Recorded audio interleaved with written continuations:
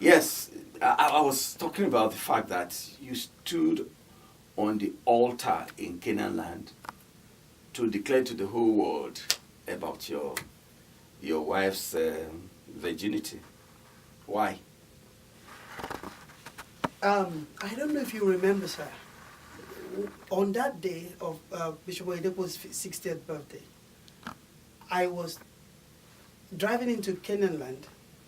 Also, I was looking for water or something like that. And then you had parked, and I parked beside you. Okay, I can't remember. And then I parked my car Okay. beside you. I think we were driving, or maybe I parked, and I parked beside. We're driving, I think, similar cars. Okay. So I had thought that it was my car, but it was your car. It's Okay. same color. Okay. But when I now saw who was going into the car, I saw it was Pastor Joe. I ran towards you. Okay.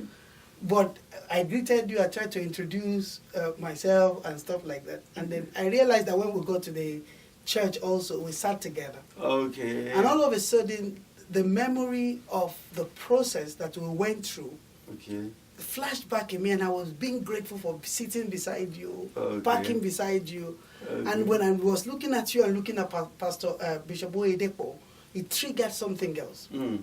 In Shiloh 2000, we made a covenant on the ground. That's the last Shiloh I've attended. But then I prayed to God then that if you will make me this, if you will make me that, if you will give me a wife, if you will give me a family, if you will do this in my life. Since that Shiloh 2000, I've not been in Shiloh. Okay. I come to Canaan once in a while for a service. I've never given a testimony. But when I look at the life of Bishop David Oyedepo, he doesn't even know much of what I'd had to go through in terms of service for me to, I believe the God of David Oyedepo.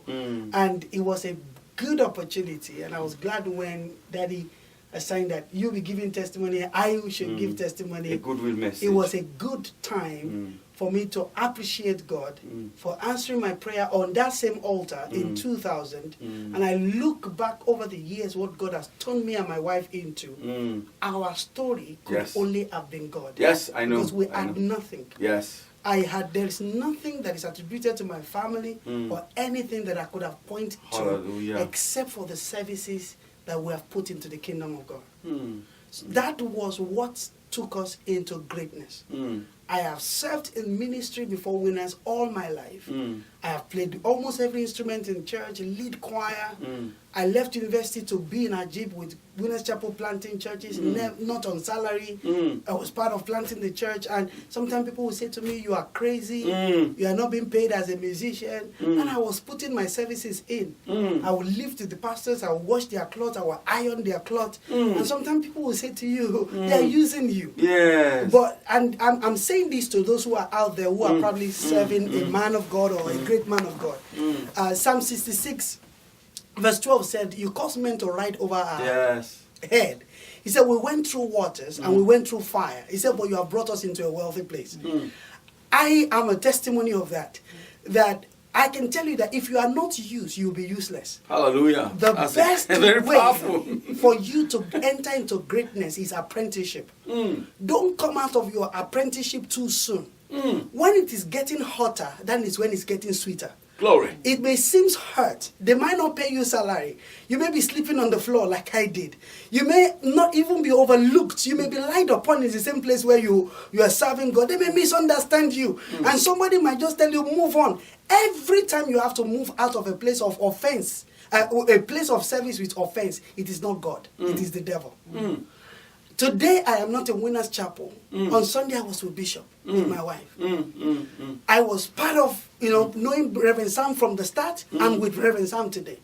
Every man of God I have served in my entire life, I still have access to their life. That's good. And my principle is this: we served in Redeem. And at some point in our life, it was difficult continuing in that relationship. I went to Pastor David Oyedepo Jr. in London. We planned our exit for 1 year.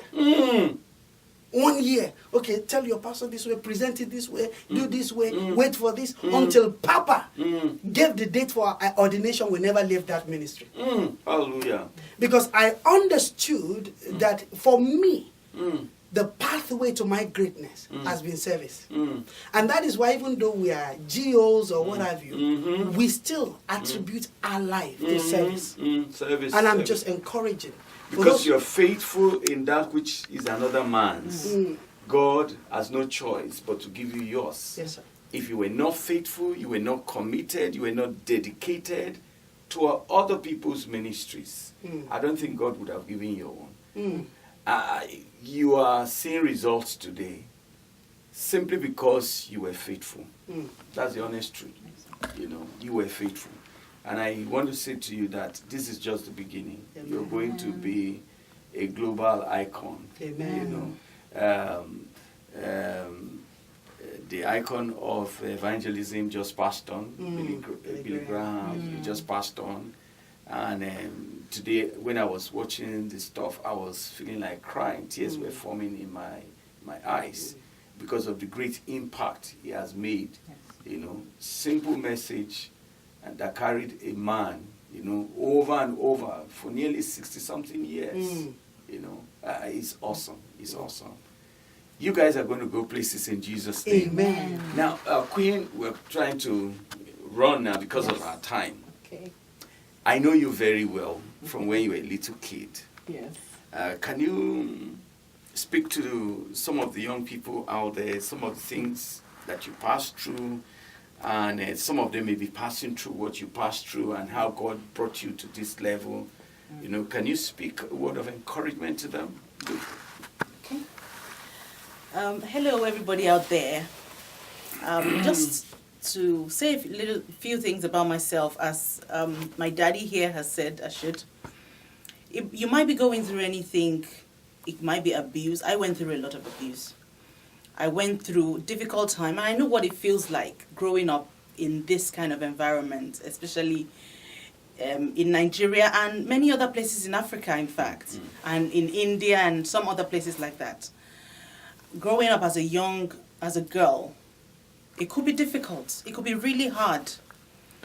You might have a family member abusing you. You might have a friend abusing you. You might have a distant cousin somewhere, or even a stranger abusing you. I went through abuse in different forms. But you know what helped me that might help you in whatever situation that you find yourself today? Ensure, like I said earlier on, ensure you decide, make the right decisions. Ensure that you choose what is right. So there are a series of decisions you can make. You can choose to believe that you are bigger than the abuse. You are bigger than the abuser. You are bigger than whatever situation you find yourself. And the reason you're bigger than that is because God has a special plan for you. Jeremiah 29:11 tells us that, for I know, that's God speaking to you, for I know the thoughts that I think towards you. Hallelujah. I don't think of you little. I don't think small of you. You are great. You are mighty. You are big. Don't belittle yourself. Make the right decisions. Another important decision that you can make, like I made, is to follow great men and women of God. Have mentors that can impact your life positively. You know, one of the mentors I had and I still have, my daddy here, Pastor Joe, and Mommy Henrietta Ogbe. They are awesome mentors. And they over the years, so week after week, we would gather. And by privilege, I was the first female vice president in YDI. Yes. It was an awesome experience, that one was. So you have to have good mentors that would help you, guide you in the sort of decisions you make, you know, point you to the right things. If I didn't have him as a mentor, I would not in any way have been able to sign or to come or to know about the covenant of purity. That was a life changer for me because that kind of put boundaries in place for me. So it's not to introduce fear to you. No. It's just to help you know that God is with you. And the kind of fear that we have for God is not the fear because we are scared of God. It's because we reverence him. Yes. It's because he is almighty. It's because the greater one that is on the inside of you is greater and bigger than anything else that you might be going through. It's greater and bigger than the enemy. God lives on the inside of you, and you have to understand that. Remember that you have to make the right decisions. Right decisions in very many different aspects of your life. And God will see you through whatever it is. He will lift you up and He will take you into that glorious destiny that He has prepared for you. Also, Romans 12 and verse 2 says that, my brethren, beloved, I beseech you by the mercies of God, that you will present yourself, present yourself, present your bodies as a living sacrifice, holy and acceptable unto God. Remember that you are the temple of God. You cannot afford to mess it up. You cannot afford to get yourself entangled with the different distractions of this world. Make the right decisions all the time. Wow, fantastic. That's awesome.